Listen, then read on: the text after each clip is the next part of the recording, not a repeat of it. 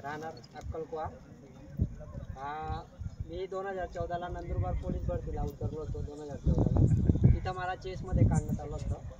त्याच्यानंतर 2014 नंतर मी 24मध्ये आता सिलेक्ट झालो। माझ्या 10 वर्षाचा संघर्ष आहे। म्हणजे मी नंदुरबारला भरपूर प्रॅक्टिस केली, भरपूर ठिकाणी वेटिंगवर राहिलो, भरपूर ठिकाणी एक एक 2-2 मार्कला। मागच्या वेळेस सरांचे आमच्याकडचे पोरं होते, त्या सरांची अकॅडमी ट्रेनिंग देते असं ऐकलं। मग इथं आलो मी जानेवारीमध्ये आणि सरांनी माझ्याकडनं आजपर्यंत फी विचारली नाही।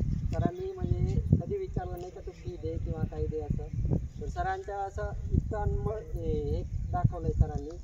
तरी आज मी इथं सर्व बाकीचे जे मुलं नाही आले त्यांना एकच सांगू इच्छितो की सरांनी त्यांचा टाईम म्हणजे वेळात वेळ काढून आपल्याला त्यांना 2 तास 3 तास जेवढा वेळ भेटला, त्यांना नाही जमलं तर कोणत्या तरी पोराला सांगून त्यांनी ग्राउंडची प्रॅक्टिस करून घेतली।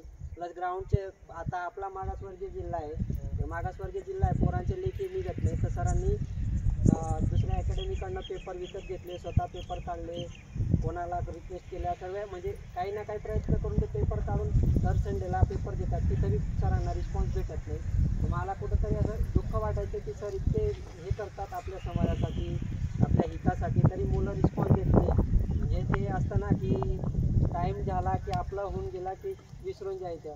जोपर्यंत देव आपल्याला देत नाही तोपर्यंत देवासमोर नमस्कार करायचा, झालो का चमत्कार करून निघून जायचं, त्या गोष्टी होतात। म्हणून मी फक्त विद्यार्थ्यांना इतकंच सांगतो की सर काही फी पण जास्त मागत नाही किंवा काही नाही, ती फी पण आपल्यासाठीच असते।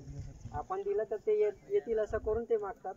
सरांचं म्हणजे इतके मोठे उपकार आहेत आमच्यावर की आम्ही ग्राउंडला मी मागच्या वेळेस मुंबईला 32 काढलं होतं, यावेळेस नंदुरबारला मी SC मधनं प्रोजेक्ट अफेक्टमधनं टॉपर होतो, फक्त सरांमुळे।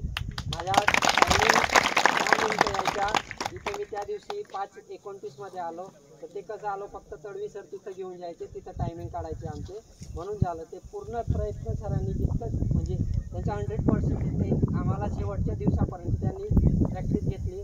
त्यांच्यामुळे आज मी जे काही आहे, मी मागच्या वर्षी मी 2 मार्काने राहिलो, आज ते सरांचे 8 मार्क मला प्लस झाले, म्हणून मी आज नंदुरबार पोलीस 10 वर्षानंतर मी नंदुरबारमध्ये झालो। तर मी सरांच्या कधीच म्हणजे इतका मोठा उपकार मी कधी विसरू शकत नाही की सरांमुळे आज मी वर्दीमध्ये। म्हणजे लोक इतके हसत होते का इतके वर्षाने प्रॅक्टिस करतोय, तुझ्याने काय होत नाही, तो सोडून दे सोडून दे, पण मी 10 वर्ष जिद्द सोडली नाही। 10 वर्षात मी काय लोकांना आज सर्व लोक गपचूप बसले आणि आज माझे प्रत्येक ठिकाणी सत्कार झाले। आणि आज म्हणजे बाकीचे मुलांना 2-2, 4-4 मार्काने राहिले, त्यांना एकच सांगू इच्छितो, मीही मागच्या वर्षी TTSFचा मोठा कार्यक्रम झाला होता, तर त्या कार्यक्रमामध्ये स्टेजवर ते अजय खडे सर वगैरे होते, तर त्यांनी सांगितलं का प्रत्येक विद्यार्थ्यांनी मोटिवेट व्हा। तर मी तेव्हा त्या सरांना सांगितलं का ते मला विचारायला लागले, तू कधी येशील स्टेजवर? म्हटलं सर मी पुढच्या वर्षी PSI नाही पण पोलीस होऊन तरी तुमच्या स्टेजवर बसेल म्हटलं। तर मी आज अक्कलकुवाला मी स्वतः लायब्ररी ओपन केलेली आहे। माझी आमदार नरेंद्र दादा पाडवी यांचा बंगला आहे, ते एक्सपायर झाले, त्यांच्या बंगल्यात एक पार्किंग एरिया होता, तिथं मी TTSFच्या सहाय्याने एक 50 विद्यार्थ्यांसाठी लायब्ररी ओपन केली, तिथं बुक्स वगैरे अवेलेबल करून देतो।